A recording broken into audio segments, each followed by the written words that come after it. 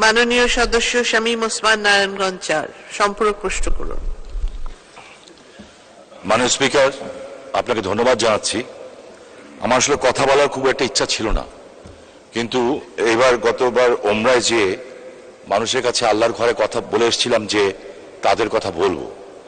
আমরা আমাদের যারা বিদেশ থেকে টাকা পাঠান আমরা তাদেরকে রেমিটেন্স যোদ্ধা বলি।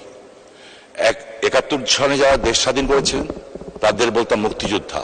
তারা দেশ দিয়ে গেছেন বঙ্গবন্ধুর নেতৃত্বে, আর দেশের অর্থনীতিকে সবচেয়ে সবল রেখেছেন এই রেমিটেন্স যোদ্ধারা।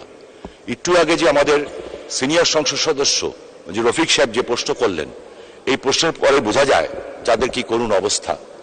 সমস্ত ব্যবস্থা আছে, কিন্তু জটিলতার কারণে সেই বিষয়গুলি হচ্ছে না। আমার প্রবাসী কল্যাণ মন্ত্রণালয়ের কাছে আমার বিনীত অনুরোধ থাকবে এবং জিজ্ঞাসা থাকবে, এই লোকগুলি যখন হাড় ভাঙা পরিশ্রম করে ৪০-৫০ ডিগ্রি সেলসিয়াস বিশেষ করে মিডল ইস্টে কাজ করে, তারপরে সে টাকা পাঠায় এবং আমরা দেশে ভালো অবস্থায় থাকি, তাদের পরিবারও ভালো অবস্থায় থাকে, এবং মাননীয় প্রধানমন্ত্রী এই কথাটা বারবার বলেন। সেইখানে তারা যখন দেশে ফিরে, বিশেষ করে এয়ারপোর্টে তাদেরকে যেভাবে হ্যাস্তন্যস্ত করা হয়, আমার কাছে মনে হয় যে সেটা বন্ধ হওয়া উচিত, এবং এই মন্ত্রণালয় থেকে নির্দিষ্ট ভলেন্টিয়ার সৃষ্টি করে তারা যাতে একজন ভিআইপি হিসাবে এই দেশে প্রবেশ করতে পারে, সম্মান নিয়ে প্রবেশ করতে পারে, সেই বিষয়ে কোনো ব্যবস্থা গ্রহণ করবেন কিনা, করলে কবে নাগাদ করবেন? আপনাকে ধন্যবাদ মাননীয় স্পিকার।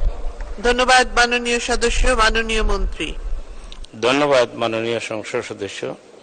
এই ব্যাপারে আমাদের মন্ত্রণালয়ের পদক্ষেপ নেওয়া হয়েছে।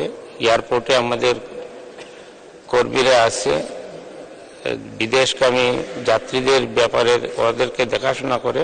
তবে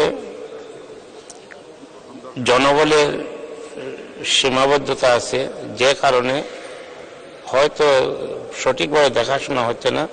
তবে ইতিপূর্বে আমি বিমানমন্ত্রী মহোদয়কে বলেছি যে আমরা এয়ারপোর্টে একটা মিটিং করব এবং সেখানে কাস্টমস, ইমিগ্রেশন এবং সিভিল এভিয়েশন ওনাদেরকে নিয়ে আমরা একটি মিটিং করব এবং সেখানে সমস্যাগুলো সমাধানের লক্ষ্যে আমরা কাজ করব। আপনাকে ধন্যবাদ। ধন্যবাদ মাননীয় মন্ত্রী। মাননীয়